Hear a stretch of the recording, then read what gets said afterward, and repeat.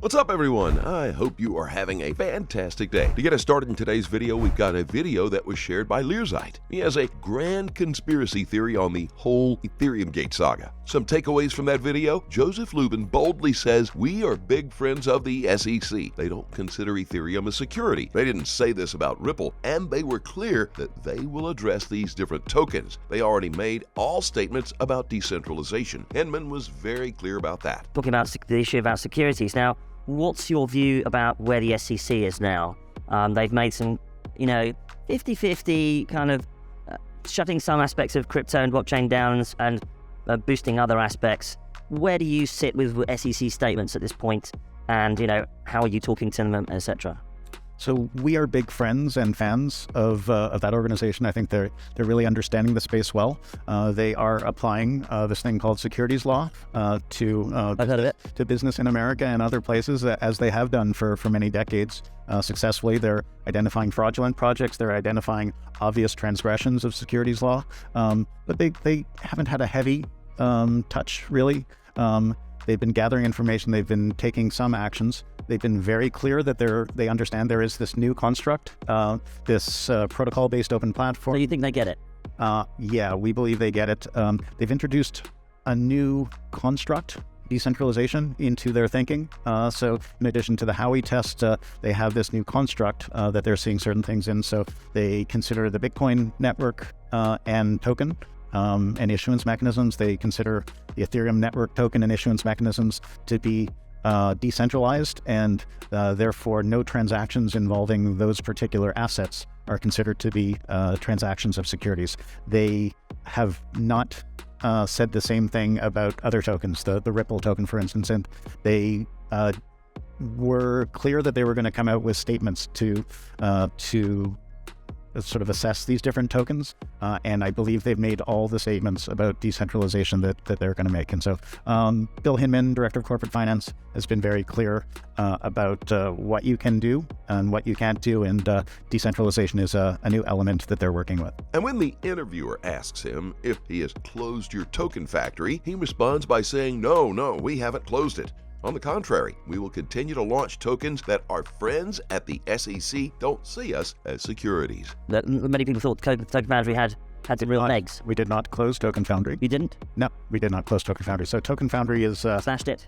Token Foundry is a project that has been enabling us to issue consumer utility tokens, and we've done many of those launches of tokens for our own companies as well as third-party companies. We're adding to Token Foundry a group called Consensus Digital Securities. Will announce its existence at some point soon, and so we... Is that breaking news?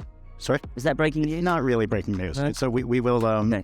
You can call it that if you want to. So we will continue to do consumer utility tokens, and our friends at the SEC and other organizations around the world are comfortable that if you construct a token properly and you market it properly, then it can be an element of utility on an open platform. If you're selling it to users of the token, that's clean. If you're selling it in enormous quantities to speculators, and if you're putting billboards up in Times Square and advertising to the masses, then the SEC in the United States is likely to consider that a security, even if you've architected the token properly. As we've seen, there's still, even though there has been a significant pause in the issuance of these consumer utility tokens as people try to understand the landscape, and we're very comfortable that it's going to be a big go very soon. Still, during that period, there have been lots of issuances of tokenized securities, and Consensus Digital Securities, Scoop, is architecting itself to do a bunch of that. Digital Asset Investor commented on the same, saying that if there is nothing to Ethereum Gate, why isn't Joseph Lubin out talking like this anymore? Why isn't he bragging about their token issuance framework anymore? What happened to his Token Foundry? As always, welcome back to Money Side, your favorite crypto news channel. If you're new here, welcome to the XRP Army. Hit that subscribe button and turn on notifications so you don't miss out on our daily crypto news updates. Now, in more interesting news today, we've got another tweet from 801XRP. He shared that Kelly from CNBC said that should it have been the SEC or someone been more proactive on the FTT token. On the other hand, Peter Conti Brown shares that SEC Gov is the standout in the crypto regulatory response. It could and should have done more. FTT would have been a terrific test case for the Howey test. Because obviously a lot of this is in the wake of the FTX collapse. Then under the paradigm that you're describing, what should have happened, or was there no way of preventing that institution from collapsing? What then should it have been the SEC, and what is it that they should have been doing, and at what point? Or if we're going to say, no, this was a simple case of theft, there was no way to regulate it ahead of time, or should somebody have been more proactive on the FTT token? I'd be curious your thoughts. Yeah, absolutely. Let me be brief because I'll be interested in Steve's thoughts here too. I think the SEC is the real standout in the crypto regulatory response. It could have done more. It should have done more. I think FTT should have been a really terrific test case for what's called the Howey test in terms of determining whether something that is new constitutes a security.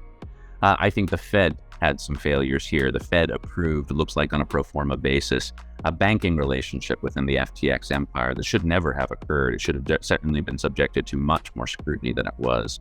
I think any bank, to Steve's point earlier, that accepted as collateral FTT or other FTX-created tokens or adjacent tokens for loans should have been subjected. They either should not have occurred, or they should have been subjected to an extraordinary discount in their lending relationships. There was so much more that existing regulators could have done. What we did see is the FDIC send a cease and desist letter, but only after FTX said, these are insured by FDIC accounts. And I think that is the lowest hanging fruit. And there was a lot of fruit on the FTX poison tree that was ripe for regulatory picking. And I think I'll have more to say about what is so deeply problematic about this and why this is not a problem that's simply resolving itself. But let me pause there for a moment. As we all know by now, as highlighted by DAI on his tweet, Gary was having planning sessions with FTX. His public calendar is missing from August through December. We also know that he scrubbed a meeting with Soros, Hillary Clinton, and Nancy Pelosi from his public calendar. Moving into some more interesting updates, we have King Valex. 99% of crypto will be gone, and the 1% that will be left will be actual utility coins with actual use case for the fourth industrial revolution. While we have already heard this time and time again, it's good to see that more people are ready to jump ship. And which are these 1% that we continue to talk about? See the next tweet. DAI and Charles Gasparino had a little exchange on Twitter. Gasparino was talking about how the Gemini and Genesis lawsuit by the SEC over their lending products is more proof that if Ripple loses, then it will be open season for SEC enforcement actions. DAI responded to the tweet saying that this is just more proof that if Ripple wins, it will save all of crypto. I mean, we all know by now that Ripple will be among the 1% that remains after all cryptos fail. After all, XRP will be the only crypto which is going to have regulatory clarity. And now as we wind down on today's video, we've got an exciting clip shared by Ripple. They shared that 2023 being a pivotal year for regulation in crypto, and Ripple General Counsel Stuart Alderoty is breaking the misconception that actors in the crypto space do not want regulation. This is a hot scoop that you shouldn't miss out on. Listen in. Asking a lawyer to answer anything in a minute is hard. It usually takes 30 seconds just to say on the one hand and 30 seconds to say on the other hand, but let's give it a shot. Hi, this is Stu Alderoty, and this is Crypto in a Minute. So crypto regulation is healthy because, actually, first there's a misconception that actors in the crypto space do not want regulation. And I think responsible actors in the crypto space actually do want regulation. And the reason they want regulation, it's good for their business, it's good for their customers, it's good for the markets. And the way you get there is through clear regulation. Clear regulation consistently applied leads to predictable outcomes, and predictable outcomes are good for everybody. If you don't know what the law requires, you can't comply with the law.